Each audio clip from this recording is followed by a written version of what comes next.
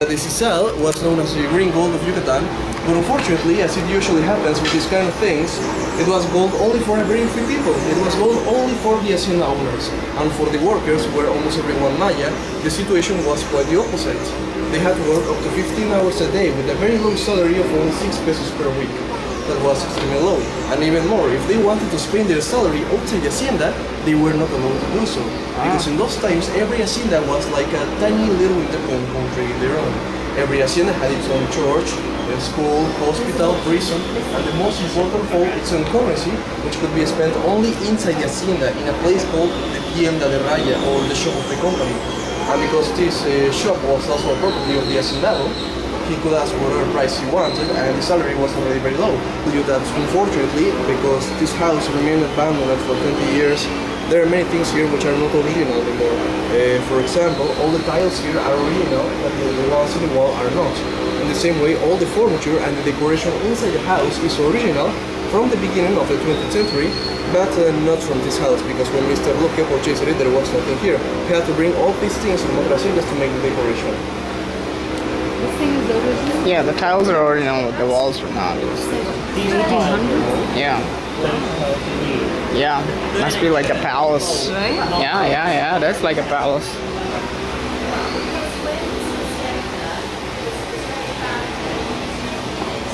All these furnitures are original. Yeah, maybe so. I think it should be. This is original, right? They are original? Yeah. Not actually from here. They are from other haciendas. Which has two particularities.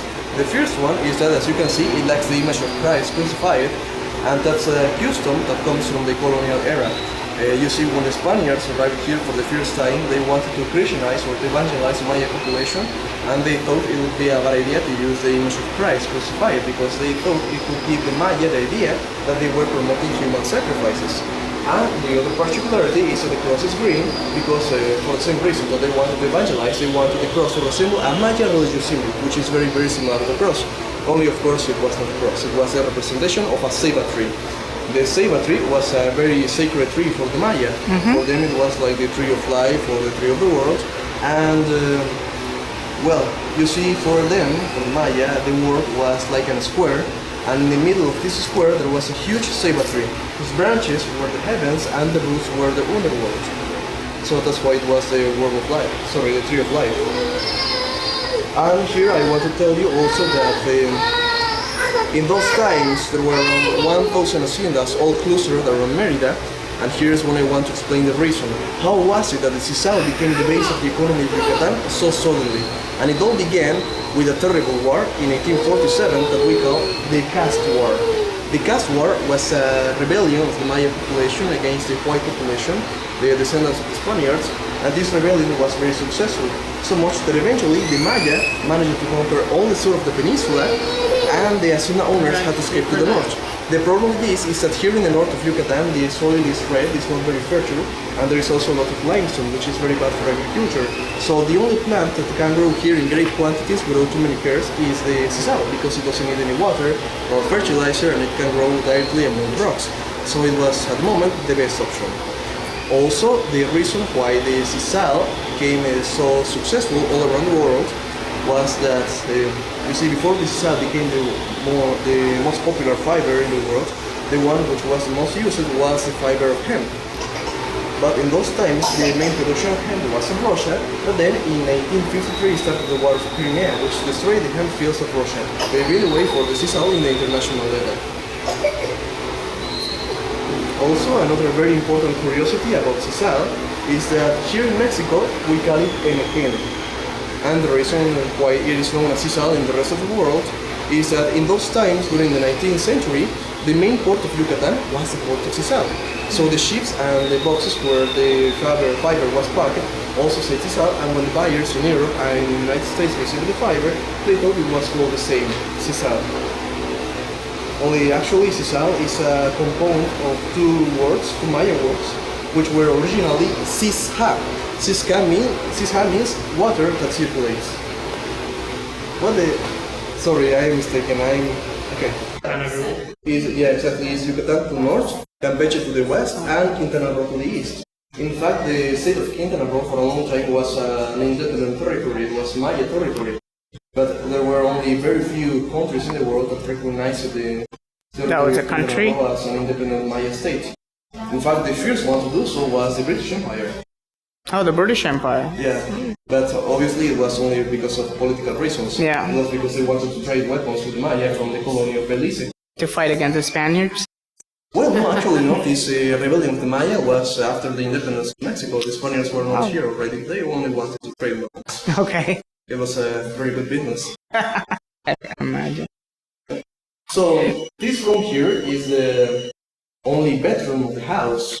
And, well, they only had one bedroom because actually the Hacienda owners never lived here. This was only a house for parties, weekends, vacations, and they lived always in Merida.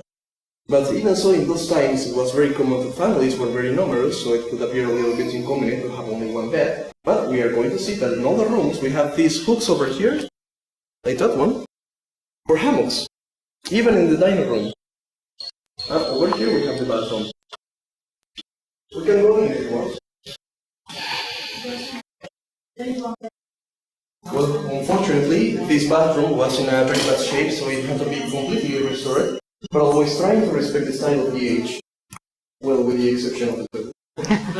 That's quite modern. Also the shower, it's not original at all.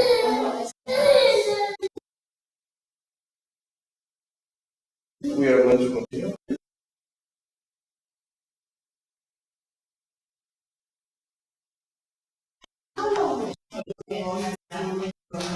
And there is a limestone, so it was way easier for the workers to rise up all the house than to excavate.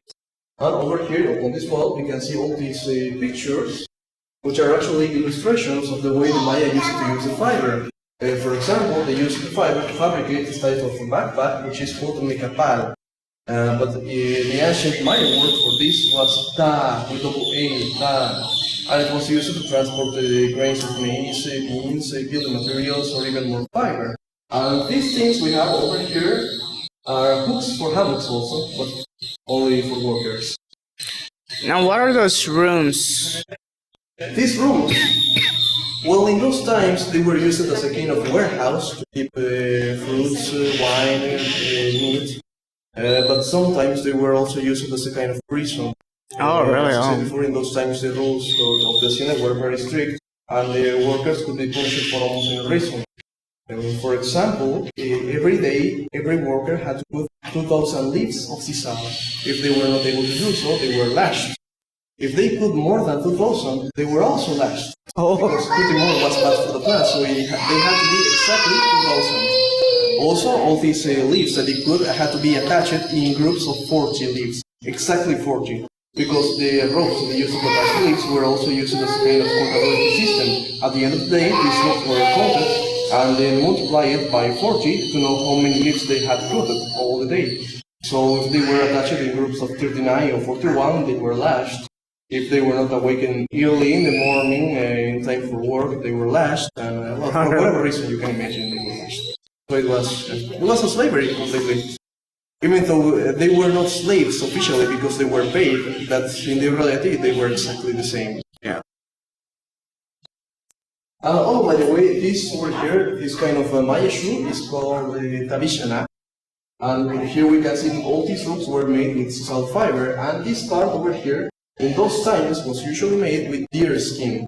But nowadays they use wheels of cars. They only put them with the shape of the sandal, and that's it. They have better traction.